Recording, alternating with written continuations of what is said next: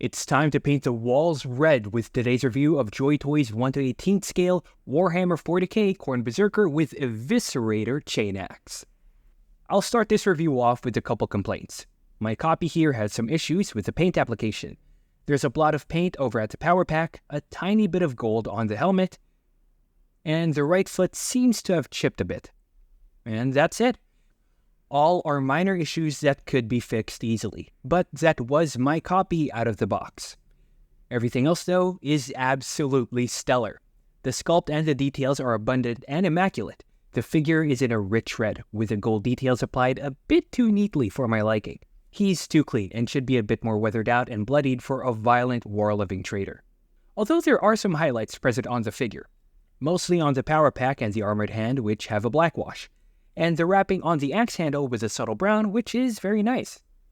There is a lot going on with the armor of this figure, and honestly, I feel like you have to see it for yourself to fully appreciate what's on display here. Unlike the Loyalist Marines and even the Horus Heresy figures, no two parts of the figure look the same. The shoulders, the arms, the legs, the Khorne symbols, and the arm with a chain all help in bringing this figure to life. And he's fun to play with too. The loincloth and the chain with the skull seem to be made of a very soft and flexible rubber that's different compared to the capes and other pieces we've seen so far, which actually encourages posing without having to worry about the rubber deforming or giving out over time. The chain on the arm seems to be made of a more rigid rubber material that we're used to, but it's flexible enough to not cause worry. And finally, the headpiece, at least these horns or pylons, are also made with a soft rubber, which is really clever on Joytoy's part. At least in my mind, it makes sense, since it would avoid any hard breakage. So that's nice to have. One last thing to note is that the open arm on the right is a different texture than the armored parts, similar to the material used with the alternate head sculpts we're familiar with, which is expected, but still a nice detail to have. Talking accessories, and our Berserker lives a simple life with his one melee axe and a bolt pistol. Our hand selection is slightly interesting, with 5 hands included. 2 pairs of holding hands and trigger finger hands, but only 1 closed fist for the armored hand, which is a weird choice. I found the bolt pistol to be a bit on the bigger side, but that was until I realized it's just a Horus Heresy bolter with Khorne symbols on both sides and more spikes. The main attraction of the figure here is the Eviscerator Chainaxe, which is almost as tall as the figure itself. The sculpted details look really good. The wrapping, the symbols on the axe, and the extra details are all expertly crafted, which is a shame, because with all the effort put into making the weapon look good, it seems like Joytoy skimped out on painting the teeth of the axe. Which again is an odd choice, considering all the other painted details already on the figure. Hopefully this is only an issue with my copy, and not something widespread for other copies.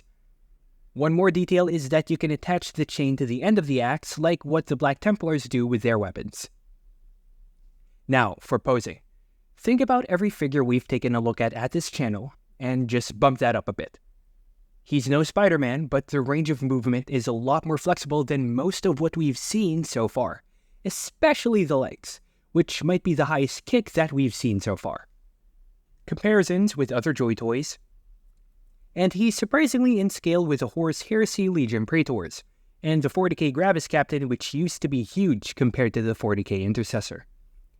Other comparisons with the Amazing Red, Ironhide, Grimlock, Minifig, Nagakuga, and some popcorn.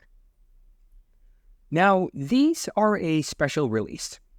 In the context of them being fresh off the heels of the Space Marine 2 Titus Squad, the first 40k release of this year, and the first 40k Chaos release since the Black Legion and Crimson Slaughter figures that use the V1 proportions.